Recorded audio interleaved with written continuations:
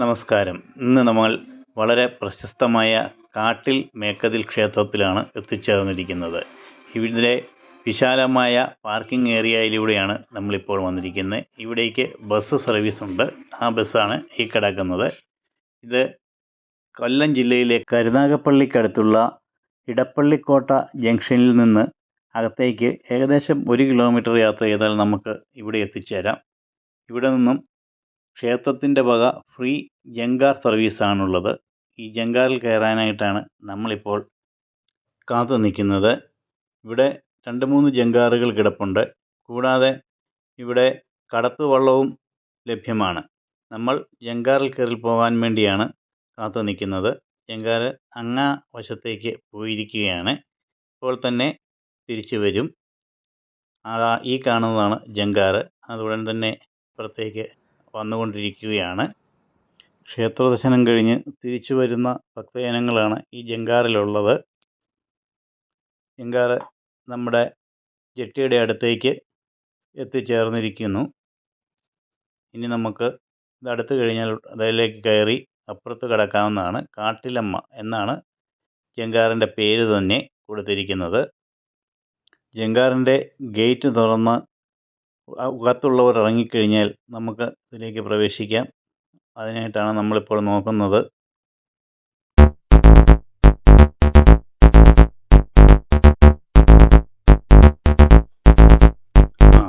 അതിലുള്ള ആൾക്കാർ പുറത്തേക്ക് ഇറങ്ങി നമ്മളിപ്പോൾ ജങ്കാറിലേക്ക് പ്രവേശിച്ചിരിക്കുകയാണ്.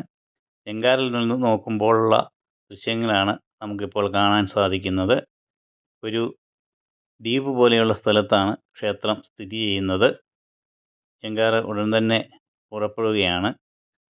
ഇപ്പോൾ നമ്മൾ അതിൽ നിന്നാണ് യാത്ര ചെയ്തുകൊണ്ടിരിക്കുന്നത്. ഇത് ഓടിക്കുന്ന ഭാഗം നമുക്ക് കാണാം. അധികം അകലമൊന്നുമില്ല, വലിയ വീതിയില്ലാത്ത ഒരു ഏരിയയാണ്. അതുകൊണ്ട് തന്നെ നമുക്ക് പറഞ്ഞു തീരുന്ന സമയം കൊണ്ട് പെട്ടെന്ന് തന്നെ അക്കരെ എത്തുന്ന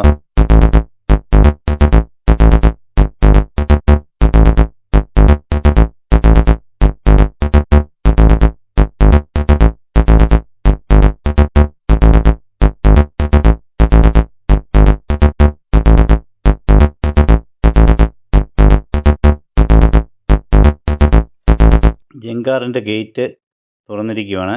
ഇനി നമ്മൾ ക്ഷേത്രം ഇരിക്കുന്ന ദ്വീപ് പോലെയുള്ള ഭാഗത്തേക്കാണ് കടക്കുന്നത്.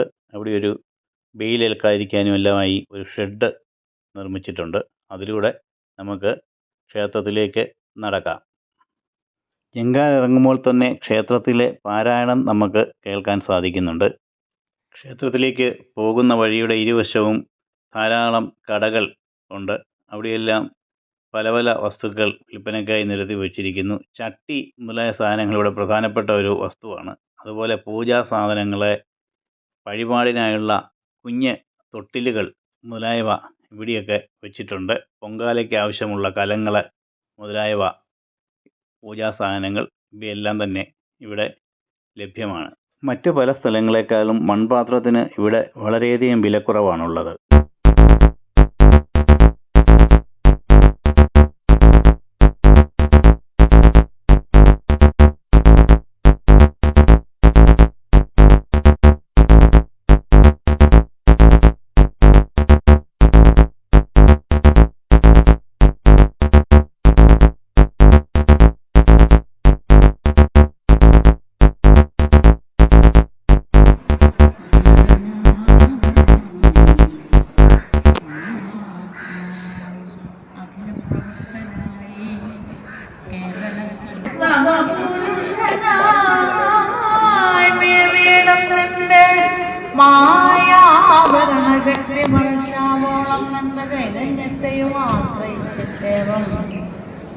ബ്രഹ്മാണ്ഡകോശ സകല ജഗത്തിനും ആധാരസ്വരൂപനായി ഗുണരൂപനായി നിർഗുണനായി ഗുണലബ്ധനായമോ ഭവൽക്കടാക്ഷമാനംഗബാണങ്ങളാൽ 16,000 പരമട്ടുള്ള ആര്യമാരുടെ കരണങ്ങൾ കരുതൽ മതിപ്പിച്ചിട്ടവരെ വശമാക്കി കണ്ണുടെ പാദശുശ്രൂഷാദികൾ കൊണ്ടു അവർക്ക് ഉന്നത ഭക്തി ശ്രദ്ധ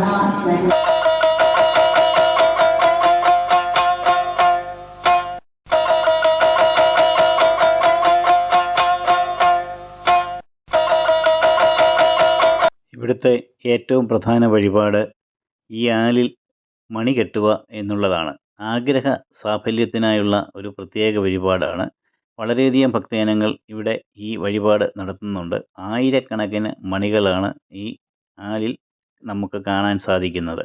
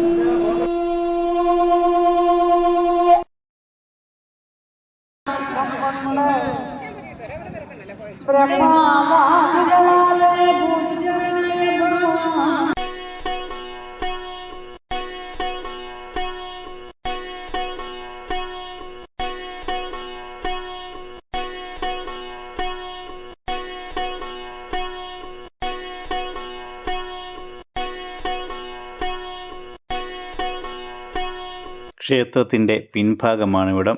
ഇവിടെ കടലാണ്. ശക്തമായ തിരയോടുകൂടിയ പ്രദേശമാണിവിടം. ഇവിടെ നിന്നടിക്കുന്ന തിരയിലെ വെള്ളത്തിൻ്റെ അംശം ക്ഷേത്രത്തിൻ്റെ മതിൽക്കകത്ത് വരെ തെറിച്ചു വരുന്നുണ്ട്. ഇവിടെ നിന്ന് നമുക്ക് ക്ഷേത്രത്തിൻ്റെ മുകളിൽ നിന്നുള്ള നല്ലൊരു കാഴ്ച ലഭിക്കും.